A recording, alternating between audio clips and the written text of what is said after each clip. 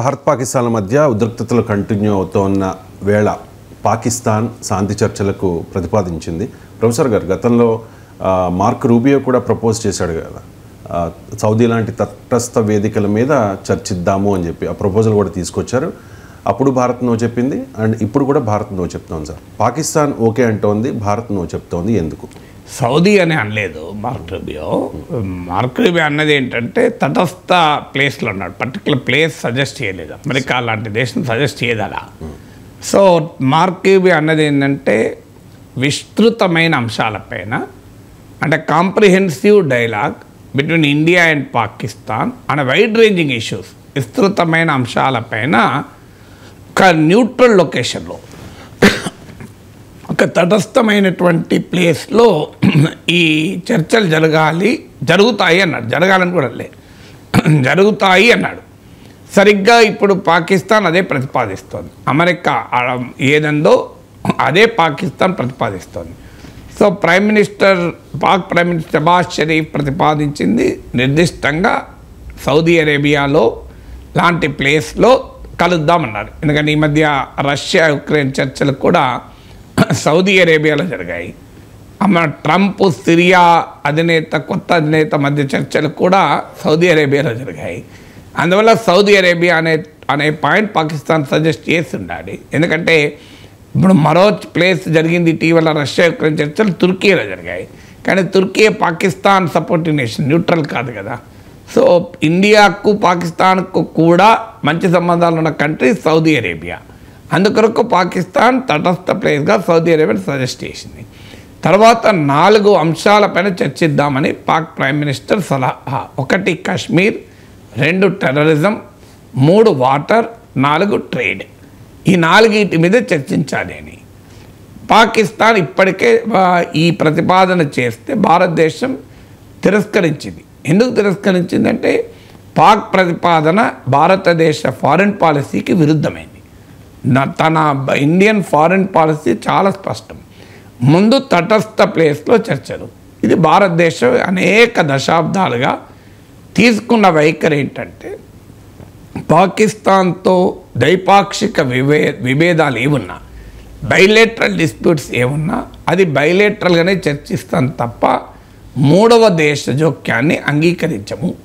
ఇది time tested stand of India. Pakistan కూడా తెలుసు. Captaincy is about making right decision whether on the field और of the field. इसलिए मैं कंट्री डिलाइट पर भरोसा करता हूँ. They deliver 100% pure buffalo milk to my doorstep by 7 AM. Don't just enjoy our matches. Enjoy village fresh buffalo milk too. Download the Country Delight app. గతంలో జరిగిన చర్చలన్నీ మీరు తీయండి. ఆగ్రా, లాహోర్, సిమ్లా నుంచి మొదలుకొని ఆగ్రా, లాహోర్, సిమ్లా, ఢిల్లీ, ఇస్లామాబాద్, మొహాలి, అసలు ఎప్పుడు కూడా థర్డ్ ప్లేస్లో జరిగిన సందర్భం ఈ మధ్య లేదు ఎప్పుడు. సో భారతదేశం మొదటి నుంచి ఇదే స్టాండ్ తీసుకుంది. అందువల్ల ఇప్పుడు కొత్తగా సౌదీ అరేబియా వేదికగా చర్చలు అనేదాన్ని భారత్ అంగీకరించేదని కూడా పాకిస్తాన్కు తెలుసు, అమెరికా కూడా తెలుసు. అయినా అమెరికా మాట్లాడుతుంది, పాకిస్తాన్ మాట్లాడుతుంది. కారణం అమెరికా పాకిస్తాన్ ఎజెండాను మోస్తోంది. మోడీ మిత్రుడైన ట్రంప్ పాక్ ఎజెండాను మోస్తున్నాడని క్లియర్గా అర్థమవుతుంది. అది మన ఎజెండానే కాదు, మన విధానమే కాదు. తటస్థ ప్లేస్లో చర్చకు మనము అంగీకరించము. ఇండియా పాక్ డిస్ప్యూట్స్ను ఇంటర్నేషనలైజ్ చేయడాన్ని మనం అంగీకరించము. అందుకే ట్రంప్ మధ్యవర్తిత్వం కశ్మీర్పై అన్నా కూడా భారత్ తిరస్కరించింది. ఇక ట్రేడు, టెర్రరు, వాటరు, కశ్మీర్. ముందు ట్రేడ్ అండ్ వాటర్ విషయంలో భారతదేశం ఇప్పటికే స్పష్టం చేసింది. Water and blood cannot flow together, trade and terror cannot go together అని. సో వాణిజ్యము, తీవ్రవాదము కలిసి ఉండలేదు, నీరు రక్తము కలిసి ప్రవహించలేదు అని స్పష్టంగా చెప్పారు. దీని మీనింగ్ ఏంది? పాకిస్తాన్ తీవ్రవాదాన్ని ప్రోత్సహించడం పైన ఆపుకోవాలి. ఆపినట్లు క్రెడిబుల్ చర్యలు ఏమైనా ఉంటే తప్ప పాకిస్తాన్తో ఈ సందర్భంలో చర్చించి కొత్తగా పరిష్కరించేది లేదు. ఇండియన్ పబ్లిక్ ఒపీనియన్ ఇప్పుడు అంగీకరించే ప్రసక్తే లేదు. ఎందుకంటే పహల్గామ్ దాడి జరిగాక, ఆపరేషన్ సింధూర్ జరిగాక, ఇంతదాకా వచ్చాక ఇప్పుడు అసలు సమస్యను వదిలేసి రూట్స్ ఆఫ్ ద ప్రాబ్లం ఏంటి, ఇండియా పాక్ల మధ్య విభేదాలకు రూట్స్ ఏంటి, తీవ్రవాదాన్ని ఎగుమతి చేయడమే కదా. తీవ్రవాదాన్ని ఎగుమతి చేయకపోతే మనకు పాకిస్తాన్కి మధ్య యుద్ధం ఎందుకు వస్తుంది, ఘర్షణ ఎందుకు వస్తుంది? సో అందువల్ల పాకిస్తాన్ ఆ విషయాన్ని పక్కకు పెట్టి ట్రేడు వాటర్ అంటే సాధ్యమే కాదు. ఇక టెర్రర్ అండ్ కాశ్మీర్ దానిపైన కూడా ఏం చర్చించాలో మనం చాలా స్పష్టంగానే చెప్పాం. రెడీ పాకిస్తాన్తో చర్చలకు. కానీ దేని మీద చర్చిస్తాం? టెర్రరిజం విషయంలో చాలా క్లియర్గా ఇండియన్ స్టాండ్. పాకిస్తాన్ భూభాగం నుంచి తీవ్రవాదం ఎగుమతి అవుతోంది.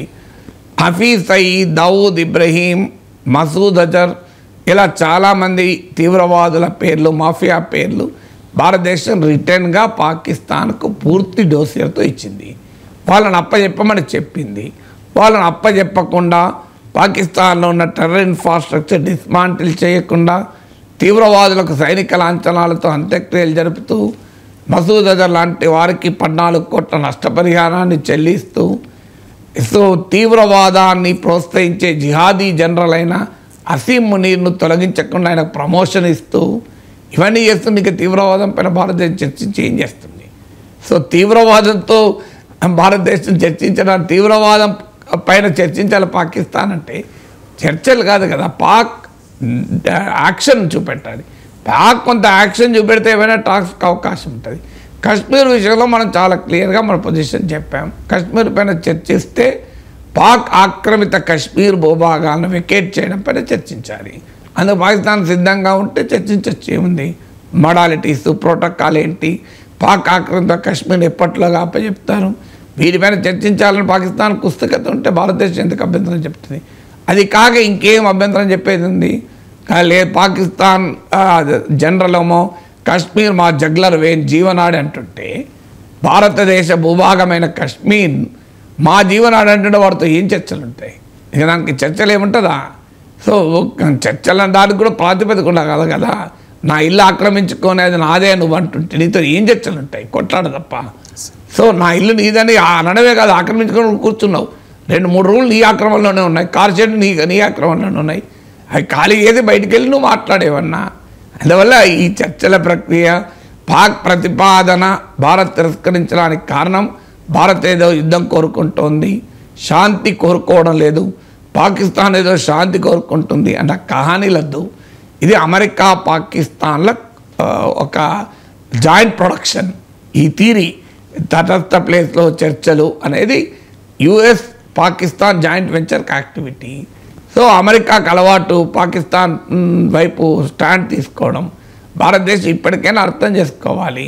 సో మన ఫారిన్ పాలసీ అనేది ఎంత ఇండిపెండెంట్గా ఉండాలని మరొకసారి రుజువు చేసింది. అమెరికా శాసిస్తోంది, పాకిస్తాన్ ఆచరిస్తోంది, లేదా పాకిస్తాన్ శాసిస్తోంది, అమెరికా మాట్లాడుతోంది అని అనుకోవాలా? సో ఎందుకంటే ఇద్దరు భాష ఒకటే ఉంది. మార్క్ రూబియో, షబాజ్ షరీఫ్ల ప్రతిపాదన సేమ్ ఉంది అంటే మరి దేనికి ఎవరి మధ్య సినర్జీ ఉంది, ఎవరి మధ్య నెక్సస్ ఉన్నది అనేది అర్థమవుతుంది కదా.